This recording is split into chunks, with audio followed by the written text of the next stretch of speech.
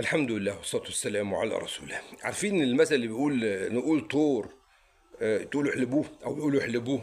بقول لكم طور. برضو كان عندي حالة دلوقتي، هو جات لي على البيت واحدة كلمتني صيدلانية، يعني بنتها عندها 6 شهور، بترضع بريست فيد على ارتفيشال. بقالها 6 شهور دول بتلف تعمل عملت اكس راي وعملت ايكو، وبتتعالج عنها برونكيال اسما وبتعمل جلسات. حتى هي نفسها بتقول لي انا قلت للدكتور بنتي عمرها ما كحت. دكاتره مش دكتور واحد، يعني واحدهم استاذ يعني.